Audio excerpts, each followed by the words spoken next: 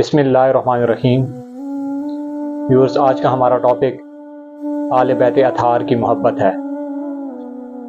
آل بیت پاک یہ وہ لوگ ہیں جو نبی پاک صلی اللہ علیہ وآلہ وسلم کا گھرانہ ہے۔ آپ لوگوں کی محبت اور آپ لوگوں کی مودت یہی عین ایمان ہے، یہی حقیقی معنوں میں اسلام ہے۔ یعنی آپ لوگوں سے محبت کی جائے، آپ لوگوں سے پیار کیا جائے، یہی ہمارا ایمان اور یہی ہمارا اسلام ہے۔ اللہ تعالیٰ قرآن مجید میں ارشاد فرماتا ہے، انما یرید اللہ لیذھب عنکم الرجس اہل البیت ویطہرکم تطہیرا، کہ بے شک اللہ پاک ارادہ کرتا ہے کہ تم سے ناپاکی کو دور کر لے اور تمہیں بالکل پاک صاف کر لے۔ یہ آیت کریمہ آل بیت پاک کے بارے میں ہے، جو نبی پاک صلی اللہ علیہ وآلہ وسلم کا گھرانہ ہے۔ آل بیت پاک سے مراد صرف 5 تن پاک ہی نہیں، بلکہ نبی پاک صلی اللہ علیہ وآلہ وسلم کی ازواج جتنی بھی تھی، آپ کا خاندان، یہ تمام لوگ شامل ہیں۔ اور خصوصاً اس آیت میں آل بیت پاک حضرت علی، حضرت فاطمہ، حضرت امام حسن و حسین اور نبی پاک صلی اللہ علیہ وآلہ وسلم ان کے ساتھ شامل ہیں۔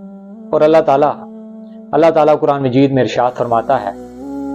کہ بے شک اللہ ارادہ کرتا ہے کہ تم سے ناپاکی کو دور کر لے اور تمہیں بالکل پاک صاف کر دے۔ یعنی ہر قسم کی ذہنی، فکری، نفسانی خواہشات اور ان میں جتنی بھی شیطان کے عمل ہوتے ہیں، اس کے بہکاوے ہوتے ہیں، ان سب سے اللہ تعالیٰ کہتا ہے کہ میں نے ارادہ کر لیا کہ میں تم سے ناپاکی کو دور کر لوں اور تمہیں بالکل پاک صاف کر دوں۔ یعنی جس کے بارے میں اللہ یہ ارادہ کر لے کہ میں تمہیں پاک صاف کر دوں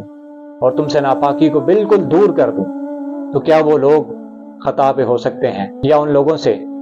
کوئی غلطی سرزد ہو سکتی ہے، یا وہ کوئی ایسا عمل کر سکتے ہیں جو باعث عبرت بنے یا باعث شرمندگی بنے؟ یہ ہرگز ناممکن ہے، یہ ہو ہی نہیں سکتا، کیونکہ اللہ تعالیٰ نے جب ارادہ کر لیا تو پھر کون ہے جو اس کی قدرت اور اس کی بادشاہت کو چھین کر یہ عمل کروا سکتا ہے؟ کہ جب اس نے ارادہ کر لیا کہ اہل بیت کو بالکل پاک صاف کر دیا اس نے، تو پھر کوئی ایسی طاقت نہیں جو اس عمل کو روک سکے۔ اور پھر اہل بیت کی شان اللہ تعالیٰ نے ایک اور مقام پہ بھی ارشاد فرمائی، جس میں نبی پاک صلی اللہ علیہ وآلہ وسلم نے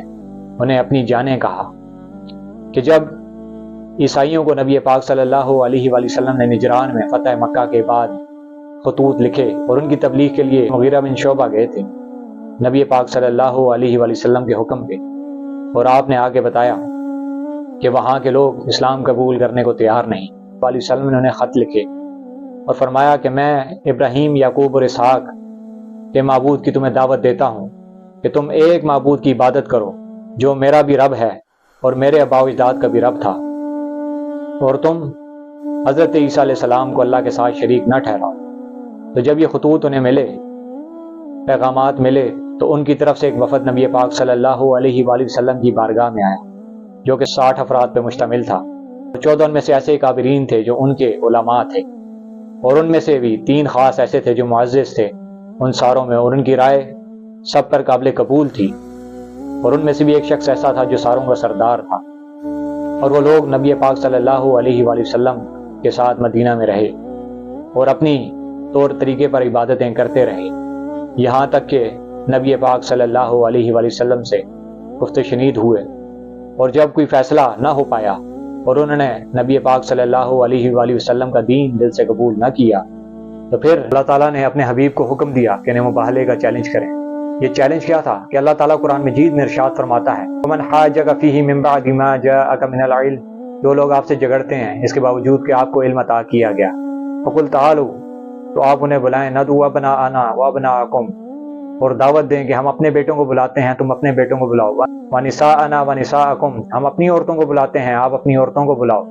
وَأَنفُسَنَا وَأَنفُسَكُمْ، ہم اپنی جانوں کو بلاتے ہیں اور تم اپنی جانوں کو بلاؤ،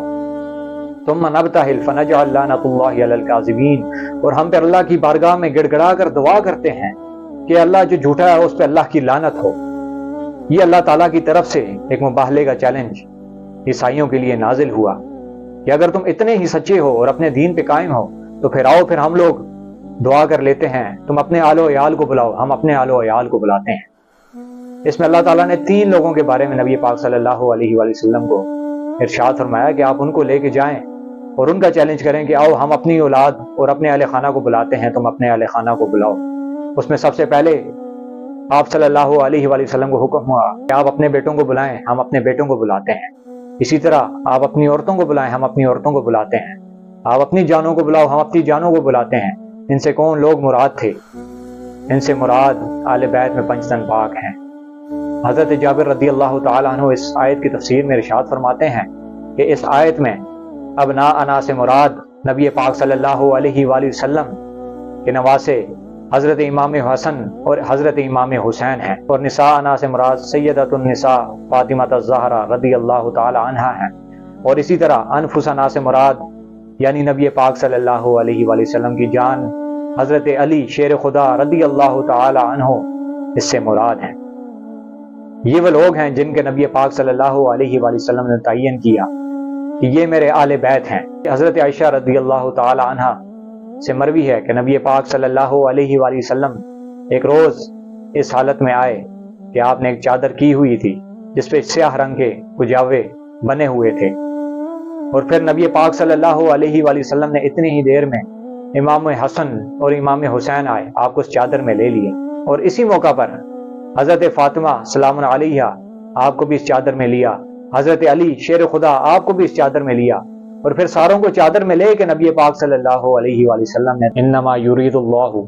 لیذھب عنکم الرجس اہل البیت ویطہرکم تطہیرا، کہ بے شک اللہ پاک ارادہ کرتا ہے کہ تم سے ناپاکی کو دور کر لیں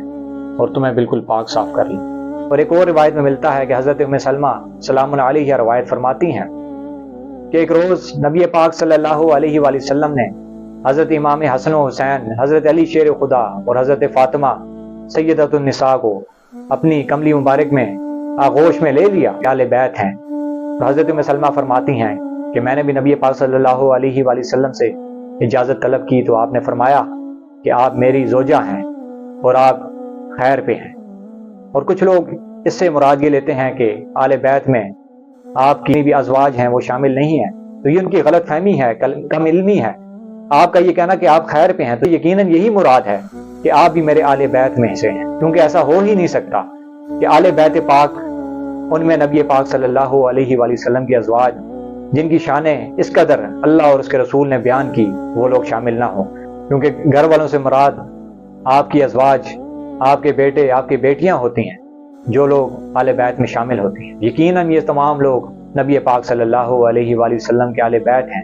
جن سے نبی پاک صلی اللہ علیہ وآلہ وسلم نے ٹوٹ کر محبت فرمائی، اور آپ کی محبت کی ایک الگ ہی داستان ان شہزادوں اور شہزادیوں سے دیکھنے کو ملتی ہے۔